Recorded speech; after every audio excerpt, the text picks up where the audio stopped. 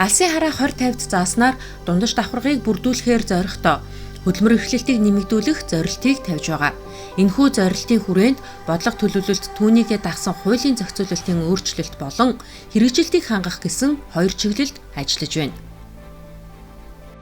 За энэ удаагийн хуулийн гол санаа бол ялгаатай нөхцөл байдал гэдэг учраас тэр ялгаатай нөхцөл байдал тохирсон ялгаатай хөдөлмөр эрхлэлтийг дэмжих бас ийм арга замууд байна. Тэрэнд тохирсон зохион байгуулалтыг хийнэ гэдэг гол санааны өөрчлөлт байна. Энэ хөдөлмөрийн зах зээлийн эрэлтийг дэмжихтэй холбоотой Монгол улсын төрийн хөдөлмөр эрхлэлийн бодлогыг одоо томьёолох, зохицуулах, хэрэгжүүлэх, хэн хариуцсан ямар үүрэгтэй байгууллагууд байх гэдэг асуудлыг зохицуулсан бие даасан нэг цоо шин бүлэг бол энэ хуулийн төсөлд одоо оруулж өгнө. Хөдөлмөр эрхлэлтийг дэмжих тухай хуулийн шинжилсэн найруулгыг шинэ үзэл баримтлалтаагаар боловсруулад байна. Хуулийн шинжилгээний хүрээнд макро эдийн засгийн бодлогыг хөдөлмөр эрхлэлтийн бодлоготой уялдуулах, мөнгөний бодлого хөдөлмөр эрхлэлтийн бодлогын уялдааг ханган зохистой хөдөлмөр эрхлэлтийг дэмжих, хөгжлийн бодлогод суурилсан, үр дүнд чиглэсэн хөдөлмөр эрхлэлтийн бодлогыг хэрэгжүүлэх боломжийг нэмэгдүүлэх. Хөдөлмөр эрхлэлтийн бодлого нь хөдөлмөрийн зах зээлийн эрэлтийг дэмжсэн байх. Хөдөлмөр эрхлэлтийн үйлчилгээг кейс менежментэд суурилсан, ажилгүйдлээс урьдчилан сэргийлэх чиглэсэн, хөдөлмөр эрхлэлт болон аж ахуй эрхлэлтийг дэмжих чиглэсэн байдлаар илүү өргөн хүрээнд олон хэлбэрээр үзүүлэх, хөдөлмөр эрхлэлтийн байгууллагын үйлчилгээний чиг үүргийг нь илүү дэмжих байдлаар ажил хайж байгаа иргэн болон ажил олгогчид үйлчилгээ үзүүлэх. Хөдөлмөр эрхлэлтийг даатгалын тогтолцоо руу шилжих боломжийг нэмэгдүүлэх гэсэн зарчмын өөрчлөлтүүдийг хийхийг зорж байна. Мөн хөдөлмөр эрхлэлтийг нэмэгдүүлэхийн тулд хөдөлмөр эрхлэлтийн ур чадварын үнэлгээ буюу олон улсад нэрлэж заншсанаар профайлингийн үйлчилгээг нэвтрүүлсэн байна.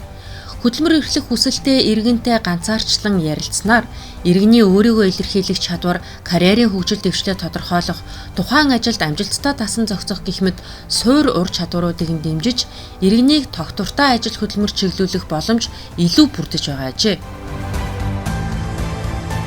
Нэг жил профайлинг үнэлгээгээр хэрэгцээг нь тодорхойлоод үйлчлэгээ арга хэмжээгээ цогц байдлаар тусгаад цогц байдлаар дэмжлэг үзүүлвэл цэцгээ нэгэнд урт хугацааны хөдөлмөр эрхлэлт рүү шилжинэ. 19,408 одоо профайлингийн үнэлгээ хийсэн дата дээр бол бид нэр дүн шинжилгээ хийж байна. Тэгээ энэ дүн шинжилгээний хүрээнд бол мэдээж хэрэг 31-1-21 аймаг 9 дүүргийн ажилгүй иргэдийн дүр зураг за тэгээд ер нь профайлинг үйлчилгээ хинд одоо илүү хүрч байгаа юм бэ? Ямар иргэдийн онцлог байна бэ? За тэгээд цаашид бид яах вэ гэдэг энэ дур зургууд гарч ирснээрээ бол одоо ингээд манай төслийн одоо хамгийн чухал үр дүнгууд гэж бол харж байна. Тухайн хүн дээр бүр аюу сайн ярьцлагын хэлбэрээр хийгээ те.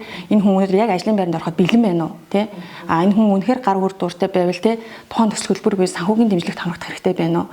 Энэ хүнд суур ур чадвар олох хэрэгтэй нүг гэдэг нөгөө нэг тухайн ажил хийж байгаа иргэн дээр ингээд үе шаттайгаар ингээд төлөө зохион байгуулж тухайн иргэнийгээ яг нөгөө ур чадварт нь суурилсан үйлчлэгийг үзүүлж явдаг энэ профайлинг аюул үр дүн өгöd байгаа. Мөн бодлогыг сайжруулах замаар хөдөлмөр эрхлэх чадвах боломжийг нэмэгдүүлжээ. Дээрх ажлуудын үр нөлөөгөөр хөдөлмөрийн харилцаа, хөдөлмөр эрхлэлтийн салбарт төрийн үйлчилгээг үр ашигтай, эрэлтэд нийцсэн байдлаар хүргэх, мөн институцийн чадвах бэхжих гэх мэт үндэсний хэмжээний үр дүн ихнээсээ гараад байна.